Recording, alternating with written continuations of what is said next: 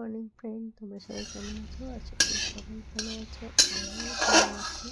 নতুন একটা ব্লগে তোমাদের সবাইকে স্বাগত জানিয়ে ব্লগটা শুরু করছি। দেখো সকালবেলা তো আমি বলেইছিলাম দুপুরবেলা আমি বেশ অল্প করে একটু চিকেন কষা করেছিলাম, আর বেশ কিছুটা চিকেন আমি ম্যারিনেট করে রেখে দিয়েছিলাম। এটা আমি আজ রাতেই করে নিচ্ছি। দুপুরে আমি তেমন কিছু রান্না করিনি, যে কারণে আর যেদিন দুপুরে তেমন কিছু রান্না হয় না, তেমনি রাতেও মনে হয় যেন আর ভালো লাগে না। যদি দুপুরে একবার অল্প রান্না হয়ে যায় তাহলে আর রাতে কী করব, এটাই ভাবি আমি।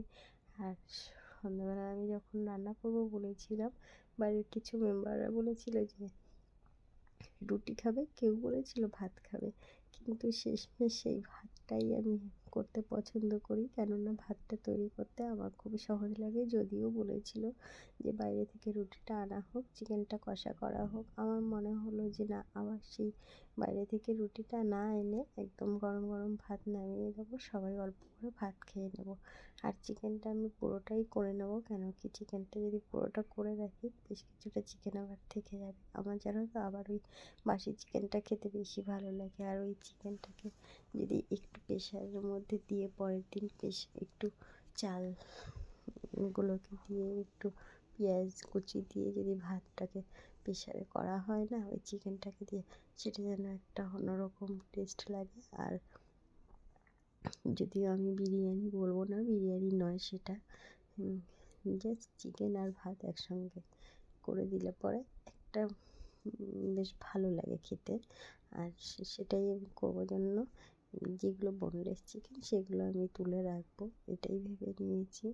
দেখা যাক কতটা কী হয়।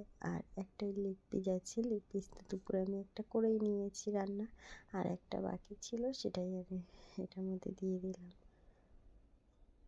চিকেনটা যতক্ষণ ম্যারিনেট করা হয়, ম্যারিনেট করে চিকেনটা রান্না করলে চিকেনটা খেতে বেশি ভালো লাগে। যদিও আমার রোববারটার সময় হয় না যে ম্যারিনেট করে রেখে দেবো, মনে হয় রেখে দেবো, কিন্তু টাইম হয় না, একের পর এক কাজ থাকে, সবারই তাই থাকে হয়তো। আর এখানে আমি বসানো ভাতটা করছি। বসানো ভাত মানে একেবারেই জল দিয়ে আমি বসিয়ে দিয়েছি, ভাতটা গালবো না, সেই কারণেই অল্প করেই জল দিয়েছি, ছোট কড়াইটার মধ্যেই আমি বসিয়েছি। আর এরকম ভাত করতে অ্যালুমিনিয়ামের জিনিস হলেই বেশি ভালো হয়, স্টিলের বাসনে খুব একটা ভালো হয় না। আমি স্টিলের গামলিতে অনেকবার করে দেখেছি, মনে হয় যেন একটু কেমন হয় ভাতটা।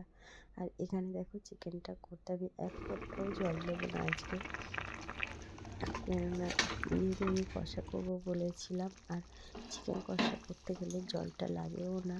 আর হ্যাঁ, গ্যাসে যখন রান্না করবে তখন দেখবে জলটা দিতে লাগে না, কিন্তু যখন তুমি কাঠের জালে রান্না করবে, উনুনে রান্না করবে, তখন কিন্তু বেশ কিছুটা জল অল্প অল্প করে দিয়েই কষাতে হয়। আর জলটা যদি কষানোর সময় যে জলটা দেওয়া হয় সেটা যদি হালকা এসে উষ্ণ গরম জল হয় তাহলে কিন্তু বেশ ভালো হয় চিকেনটা কষানো। আর গ্যাসে তো জলটা অতটা তাড়াতাড়ি টেনে নেয় না, সেই কারণেই জলটা আমি দেবো না। আর বারবার করে আমি ঢাকাটা খুলে খুলে হালকা হাতে একটু নেড়ে দিয়েছিলাম, নেড়ে আমি ঢাকাটাকে দিয়ে নিচ্ছি, যেহেতু আমি বললামই যে জল দেবো না আর কষা করবো, সেই কারণেই। আর এখানে যদি একটু টক দই দেওয়া হতো আরও বেশি ভালো হতো, মানে গ্রেভিটা আরও বেশি সুন্দর হতো, খেতেও টেস্ট হতো। টক দইটা আমার ছিল না, টক দইটা আনতে ভুলে গেছিলাম, যে শেষ হয়ে গেছে আমি বলবো বা নিয়ে আসবো, কোনোটাই হয়নি। আমার আবার অতটা মনে থাকে না চট করে কোনো কিছু, আমাকে কিন্তু বাজারে যাওয়ার সময় জিজ্ঞাসা করা হয় যে কিছু লাগবে, বা হয়তো দোকানে বসেও ফোন করে জিজ্ঞাসা করে, আমি তখনই বলে দিই না, কিছুই লাগবে না। কেন পরে গিয়ে আমার মনে পড়ে যে আমার এটা শেষ হয়ে গেছে, আনতে বললে ভালো হতো। সেইভাবেই চলে, যদিও এটাকে নিয়ে কারো কোনো প্রবলেম হয় না। আর আমিও ভুলে যেতে মনে হয় যেন এখন বেশি পছন্দ করি, কেন জানি ভুলে যাই। আর যত ভুলে যাওয়া যায় ততই হয়তো সব কিছু ভালো, কিন্তু সত্যি কি ভোলা যায়? ভোলা যায় না।